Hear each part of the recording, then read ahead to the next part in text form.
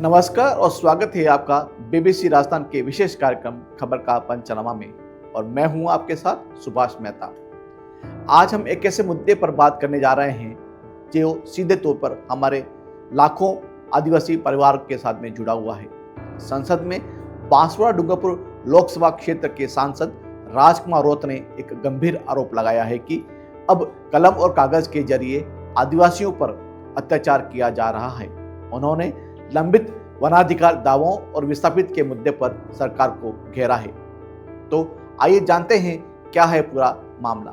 BAP से लोकसभा बांसवाड़ा डूंगरपुर के सांसद राजकुमार रोत ने संसद के शून्यकाल में वनाधिकार अधिनियम को लेकर एक बड़ा सवाल खड़ा किया।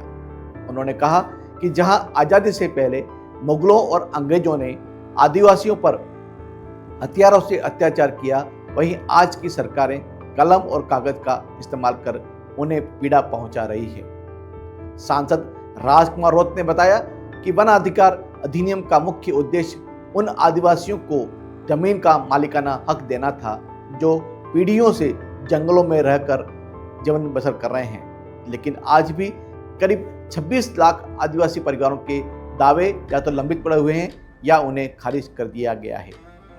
इन परिवारों को जिनके घर वन भूमि पर बसे हुए हैं अतिक्रमणकारी बताकर उनका वनाधिकार दावा निरस्त किया जा रहा है, जिसका सीधा असर लगभग 1.5 से 2 करोड़ आदिवासियों पर पड़ रहा है, जिन्हें दर बदर भटकने को मजबूर होना पड़ रहा है।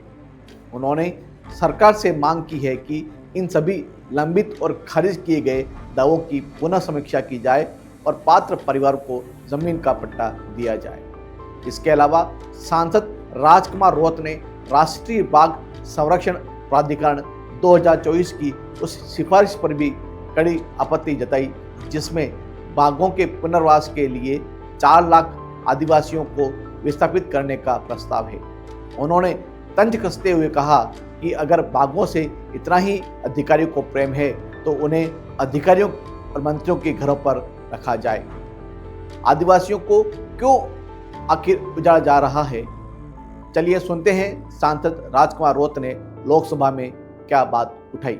आजादी से पहले आदिवासी समुदाय अंग्रेजों और मुगलों से हथियार लेके वो आते थे तो हथियार की लड़ाई लड़ लेते थे, लेकिन आज के समय में आदिवासी समुदाय के साथ कलम और कागज की लड़ाई लड़ी जा रही है कि वर्तमान में 26 लाख आदिवासी परिवार के जो दावे जो पेंडिंग है और जो निरस्त कर दिए हैं, सरकार पुनः उनको वापस रिव्यू करके इन आदिवासी समुदाय को उनका मालिकाना हक दिया जाए। सदस्य श्री राजकुमार रोत जी। सभापति महोदय, आपने 0 ओवर में बोलने का अवसर प्रदान किया। फॉरेस्ट राइट एक्ट 2006 की मूल भावना थी कि आदि अनादिकाल से वन भूमि पर निवास रहने वाले आदिवासी समुदाय को अपना मालिकाना हक दिया जाए, लेकिन फॉरेस्ट राइट एक्ट 2006 से आज दिनांक तक 51 लाख आदिवासी समुदाय ने अपने दावा पेश किया।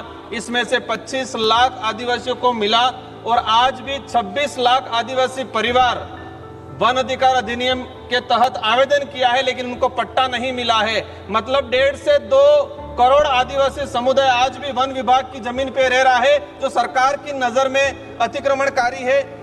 राष्ट्रीय बाघ संरक्षण प्राधिकरण ने अधिकारियों ने कहा कि 4 लाख आदिवासियों को बाघ विस्थापन के लिए मतलब बाघों के स्थापित करने के लिए उनको विस्थापित किया जाए। अगर टाइगरों से इतना प्यार है, ट्राइबलों को विस्थापित किया जा रहा है, तो 1-2 वो जो अधिकारी हैं या जो मंत्री जी हैं उनके वहां टाइगर छोड़ दिया जाए। टाइगर को मार रखने के लिए आदिवासियों को विस्थापित क्यों किया जा रहा है? वर्तमान में मध्य प्रदेश देवास में भरी बारिश में आदिवासी समुदाय के घरों को वन विभाग से विस्थापित किया जा रहा है।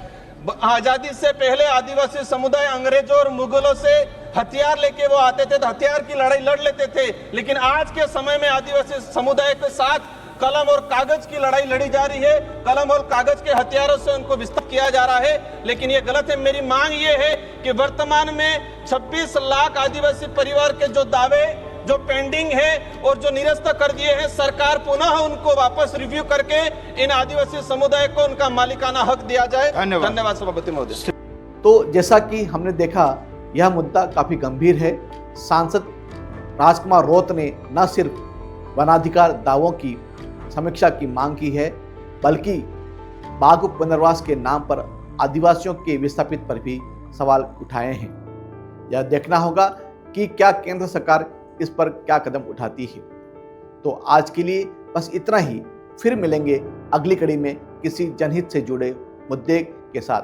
तब तक प्रदेश की सभी प्रमुख खबरों को देखने के लिए देखते रहें BBC राजस्थान और मुझे दीजिए इजाजत। नमस्कार।